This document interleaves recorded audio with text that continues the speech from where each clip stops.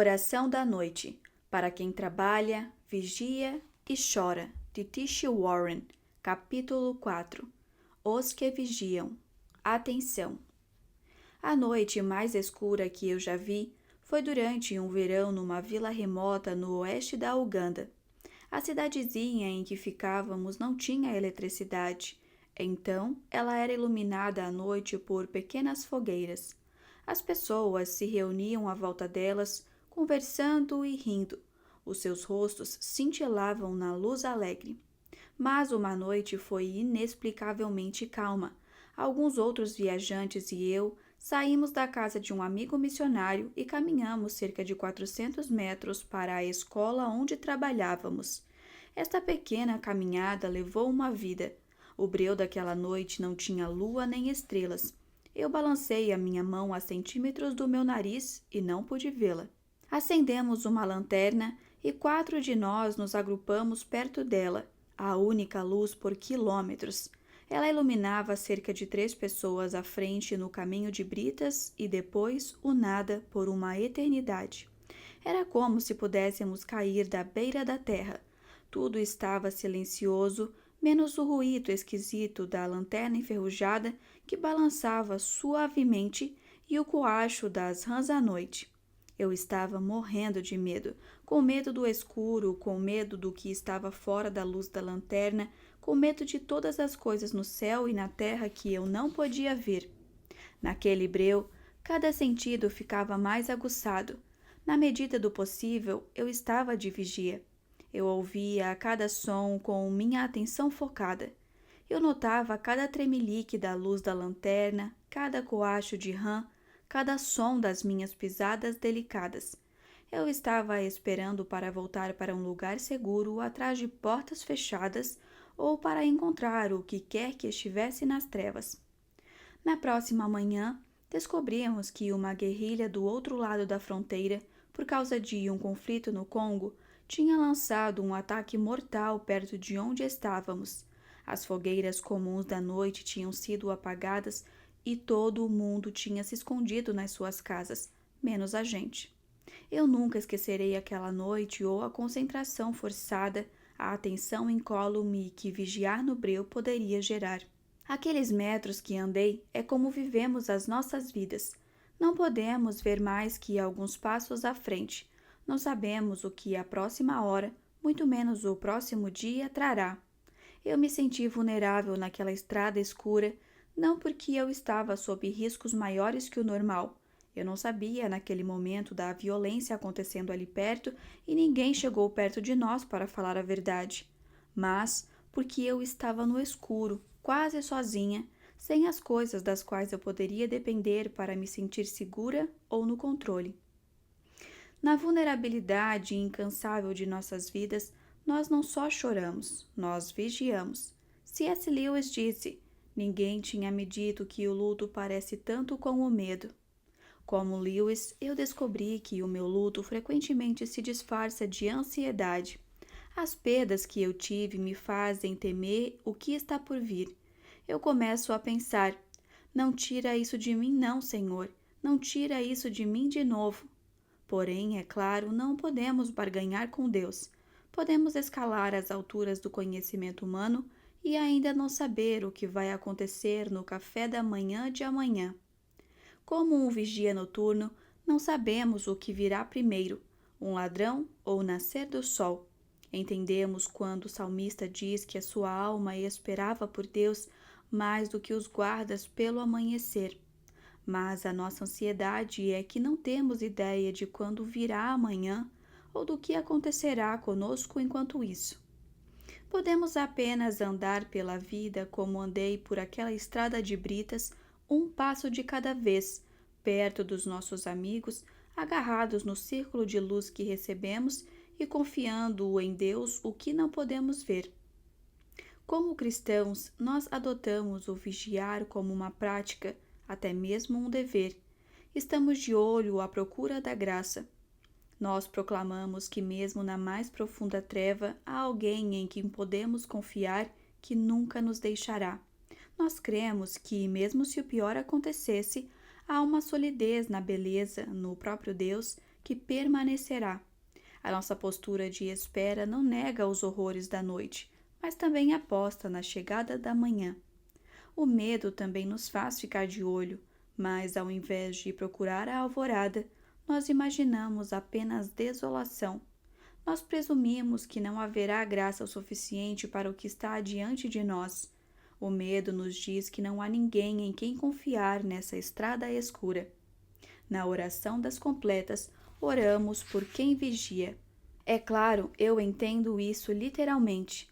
Oramos pelos guardas noturnos, pela polícia, pelos bombeiros e por quem quer que fique de olho no radar militar. Entretanto, quando faço esta oração, também oro por aqueles que esperam e vigiam sem saber o que está por vir. Nesse sentido, todos nós somos os que vigiam. Se você já ficou sentado de noite ouvindo atentamente um som que você não sabe bem o que é, ou prestando atenção nos medos da sua mente, então você sabe o que é vigiar. Vigiar é esperar, mas vigiar envolve mais do que esperar. Não é o mal-estar entediante da fila de uma repartição pública. Envolve atenção, anseio e esperança. É aquela pessoa apaixonada com um buquê na mão, procurando aquele rosto específico no aeroporto lotado. A mãe grávida alerta para os primeiros sinais do trabalho de parto, ou o amigo andando para lá e para cá, fora da sala de cirurgia. A postura constante do cristão é se inclinar um pouco para a frente de antecipação. Esperamos que Deus haja, faça justiça, apareça e resolva as coisas, seja de forma surpreendente e miraculosa, seja simplesmente mudando a situação. Esperamos que Deus cure os doentes, apazigue os conflitos, encoraje os desanimados e esclareça nossa perplexidade. E às vezes é isso que Ele faz. E às vezes os doentes morrem, os conflitos pioram, o desânimo cresce e as perplexidades se aprofundam. E ainda assim, continuamos a vigiar e esperar, sabendo que agora o que podemos ver, este pequeno círculo de luz de lanterna, não é a estrada toda, não é o final da história. 10 anos atrás, o meu casamento estava complicado. Jonathan e eu estávamos arrasados, solitários e cansados de anos de briga. Tínhamos filhos bem pequenos e longas listas de chateações e reclamações. Então, depois de meses de aconselhamento conjugal, fizemos a única coisa que sabíamos fazer. Pedimos que amigos orassem, deixamos as crianças com a mãe do Jonathan e fomos para Chattanooga, no Tennessee. Fizemos trilhas e comemos muito bem, e brigamos muito, e choramos, e conversamos, e gritamos, e acertamos as coisas. Fizemos mais algumas trilhas, e gritamos, e conversamos, e choramos mais um pouco. Numa loja de lembrancinhas em Chattanooga, encontramos um imã que hoje está na nossa geladeira. Ele diz: tudo vai dar certo no final. Se não está dando certo, não é o final. Compramos como uma declaração sobre o nosso casamento. Vamos resolver isto. Vamos ouvir, perdoar, aprender e amar ou morrer tentando. Havia muito pouco nas nossas circunstâncias para nos deixar otimistas, mas as promessas deste imã, mesmo que não fosse sua intenção original, não era para esta vida apenas, era escatológica. Ele expressa a nossa esperança de que, embora no mundo tenhamos aflições, Jesus venceu o mundo. Como Julia de Norwich celebremente afirmou, tudo acabará bem e todo tipo de coisa acabará bem. Porém, isso não significa que vai ficar tudo bem agora ou que deveríamos fingir que ficará. Isso significa simplesmente que não é o fim. Eu frequentemente foco nas promessas da vida espiritual para este mundo. Comunidade, buscar a justiça, formação espiritual. Contudo, se isso é tudo que o cristianismo oferece, ele é, na melhor das hipóteses, perda de tempo, e na pior, ele é opressivo e malicioso, porque andar no caminho de Cristo vai deixar a vida difícil, pelo menos a curto prazo. A narrativa cristã proclama que a nossa esperança suprema não está em nosso tempo de vida, dando-nos benefícios na vida antes de morrer. Nós vigiamos e esperamos pela ressurreição dos mortos e a vida no mundo por vir. A promessa de Deus de renovar todas as coisas não será cumprida até que Deus irrompa no tempo, trazendo a eternidade consigo. Os cristãos acreditam que essa reorganização cósmica já começou na ressurreição de Cristo.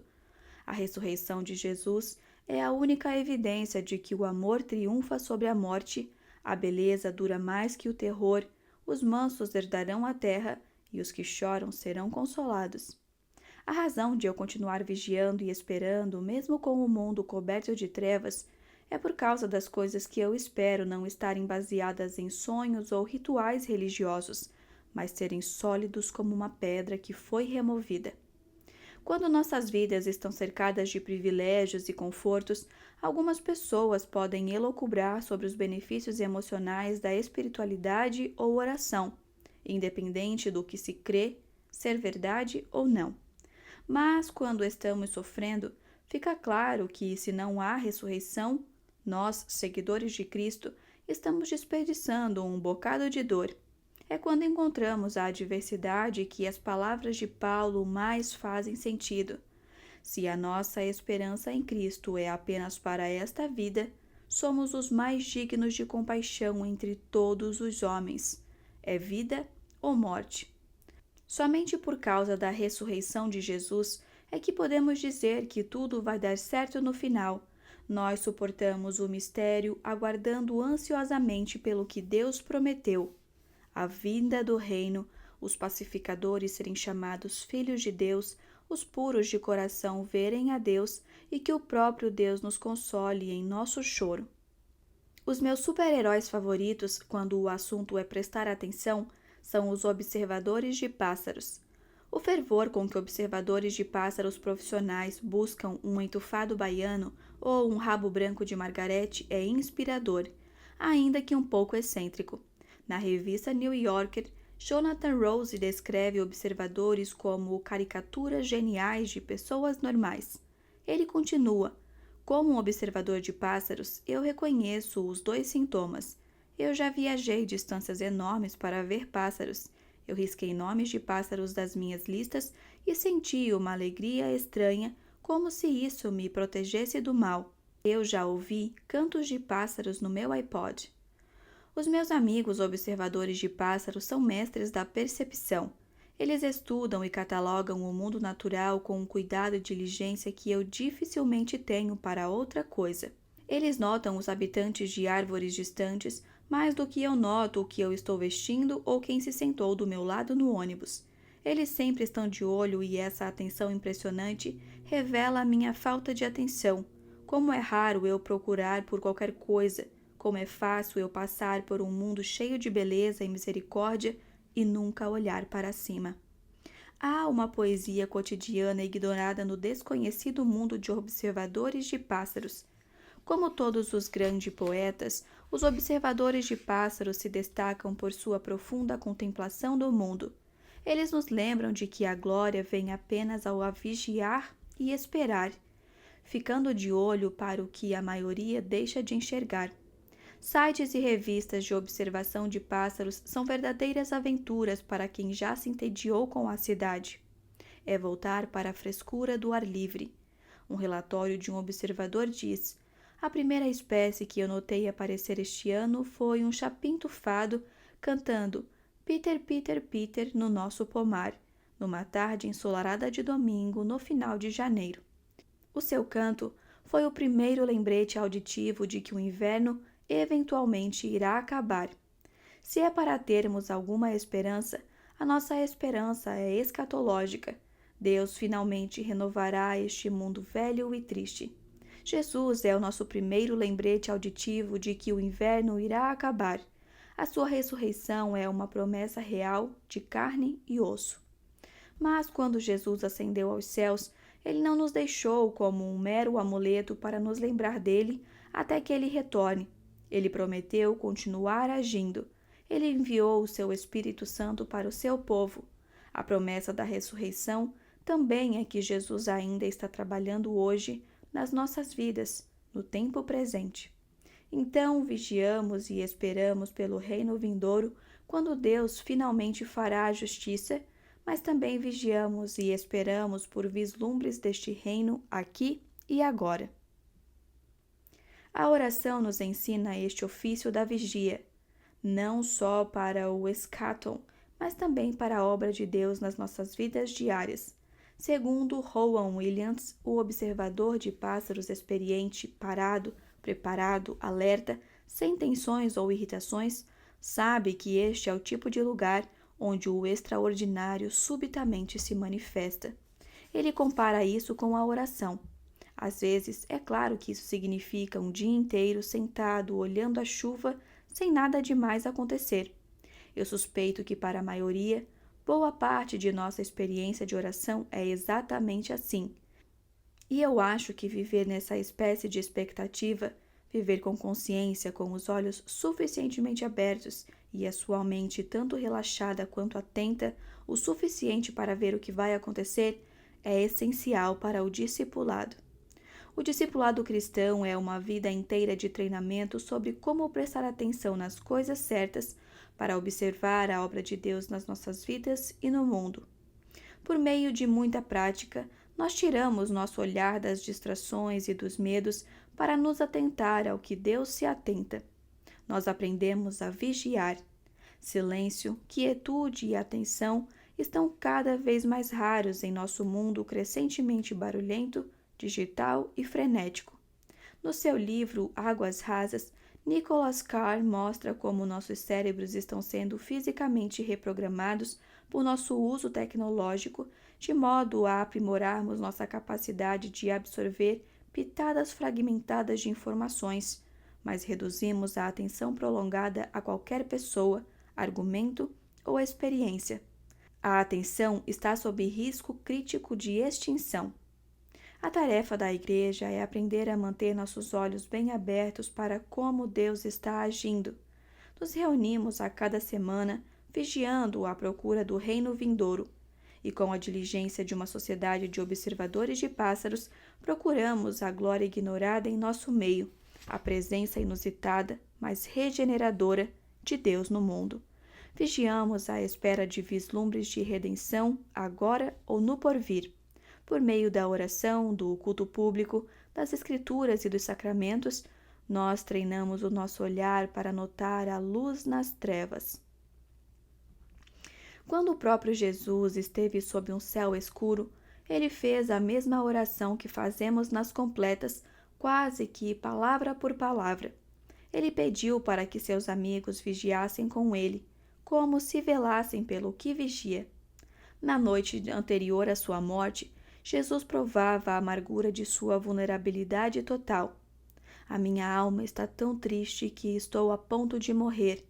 Ficai aqui e vigiai comigo. Então, ele pediu a Pedro, Tiago e João que vigiassem com ele. Jesus era o homem esperando pela sentença, a mulher esperando os resultados de sua biópsia, a mãe esperando as notícias do cirurgião. Jesus estava esperando que a sua hora chegasse. Ele estava esperando a sua morte. E com toda a vulnerabilidade comum da fragilidade humana, com os olhos inchados e a alma cansada, ele pediu que seus amigos ficassem com ele. Mas os seus amigos não vigiaram, eles caíram no sono. Então Jesus lhes pediu mais uma vez, e desta vez o pedido assume uma urgência espiritual até cósmica. Vigiai e orai para que não entreis em tentação. Agora ele não estava apenas pedindo que seus amigos acordassem. Ele estava lhes chamando para orar, para o estado de alerta espiritual, para prestar atenção na verdadeira realidade. Ele estava lhes exortando a observar a história de Deus transcorrendo em seu meio. E novamente eles caíram no sono. Esta oração que faço todas as noites, que Deus vele pelos que vigiam, foi feita pelo próprio Deus para a humanidade, e não velamos nem vigiamos por ele. Mas Deus demonstrou graça por nossa fraqueza. Ele deixou seus amigos descansarem e, quando a hora chegou, ele lhes acordou. Jesus ficou sozinho para orar com lágrimas e sangue durante aquela longa noite. Por causa disso, podemos pedir a Deus para velar por nós com a plena certeza de que Ele de fato vigiará. Ele não vai cair no sono. Oliver O'Donovan aponta que, embora os salmistas e os profetas do Antigo Testamento regularmente clamem para que Deus desperte, este clamor nunca é feito no Novo Testamento. Deus já agiu decisivamente por meio da encarnação e o chamado não é mais para que Deus haja. Jesus deixou claro: Deus está conosco e Ele conhece a nossa fragilidade e vulnerabilidade tão certamente quanto Ele conhece a pele de nossas mãos. O Novo Testamento clama, por sua vez, que nós continuemos despertos para Deus, para que fiquemos alertas para a obra de Deus no mundo. De acordo com O'Donovan, Deus já despertou, Ele já agiu. Tudo o que falta agora é que fiéis despertem. Dirigido aos cristãos, o Novo Testamento enfatiza a necessidade de um estado de alerta constante. Fiquem acordados, permaneçam firmes, especialmente quanto à persistência na oração. Como Tiago, João e Pedro, somos chamados a vigiar e orar, até mesmo talvez especialmente nos tempos de trevas. Eu aprendi que nas trevas eu precisava procurar mais intencionalmente pelo auxiliador, pelas formas que Deus está ativamente nos notando e amando. Eu aprendi a fazer isso por meio da oração. Assim como nossas pupilas dilatam para que mais luz entre, para ver mais do que era possível num primeiro momento, a oração ajusta nossos olhos para ver Deus nas trevas. Em 2017, depois de um longo período de evitação e distração, eu lentamente comecei a tirar tempo para chorar e vigiar. Quando o fiz, comecei a ansiar intensamente por beleza e deslumbre. O velho ditado é verdade: a fome é o melhor tempero. Ao passar pelo mistério da perda, qualquer imagem de beleza, moral ou física, era como um maná. Um dia, numa caminhada, eu notei um tom específico de amarelo num girassol. Parei e fiquei estupefata, o que, para falar a verdade, é bem raro para mim. O Deus que de alguma forma permitiu a peste bubônica também permite girassóis florescerem num tom de amarelo, que é o auge da sublimidade. Uma semana depois do meu segundo aborto espontâneo, eu fiquei em silêncio, com lágrimas saindo dos meus olhos, observando o oceano e perdendo a conta de quantos tons de verde e azul eu via. A própria beleza foi uma mãe para mim, me consolando em seu abraço sem palavras. E o que me chocou naquele momento a ponto de me fazer chorar foi que não tem um lugar aonde ela não vá. Não há um lugar no planeta, nenhuma tristeza é tão profunda que um raminho verdejante de glória não possa romper o concreto de alguma forma.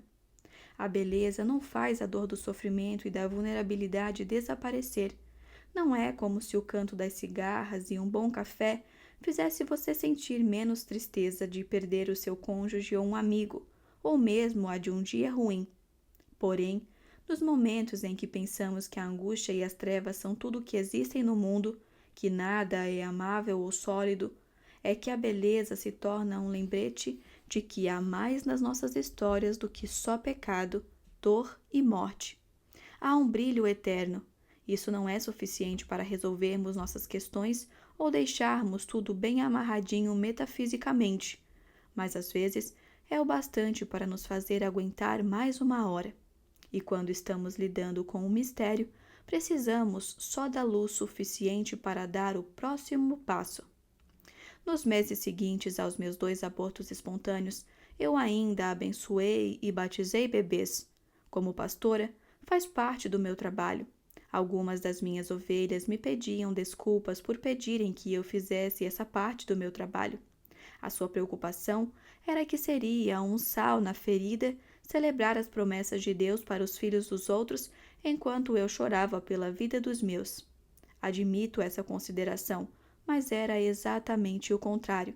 Eu me regozijava com cada sugestão de que Deus ainda estava agindo, dando bondade para o mundo, trazendo crianças para si, fazendo risos nascerem. Eu precisava ver que Deus ainda estava presente e ativo, que a igreja ainda testemunhava de um amor fiel e perseverante. Naqueles meses, As minhas filhas muitas vezes pediam para que eu explicasse por que abortos espontâneos acontecem, e eu lhes dizia o que o meu médico favorito me contou.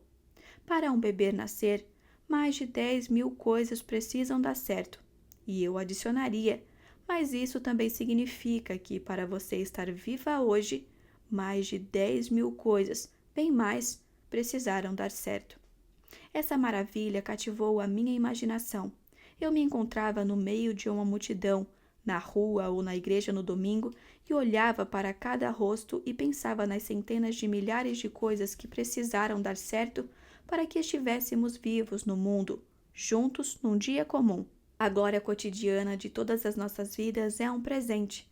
Eu colecionava deslumbres, atenta para qualquer sinal de vida, qualquer sugestão de conforto. Esses deslumbres não diminuíam a dor nem um pouquinho, mas geravam gratidão, que é tão real quanto o luto. Porém, a beleza e o deslumbramento não eram apenas consoladores, eram uma alta dose de realidade. A tenacidade da glória e da bondade, mesmo neste mundo sombrio de lágrimas, treina os meus olhos para prestar atenção, para ficar alerta não apenas para as trevas da nossa história, mas também para a luz. Simone Weil disse que a oração absolutamente indivisa é oração. Receber as orações da igreja nos treina no caminho da atenção indivisa. Aprendemos a ser um povo que nota, que vigia, até que a graça de Deus apareça em nossas vidas diárias. Os cristãos, como um todo, ficam ocupados e distraídos. Nós deixamos de notar. A oração diária não me fez pular de enlevo a enlevo espiritual, mas uma prática regular de oração corrige a nossa visão com o tempo. Aprendemos a observar tudo que está ao nosso redor a cada minuto: misericórdia, beleza, mistério e um Deus que nunca deixa de esperar e vigiar conosco.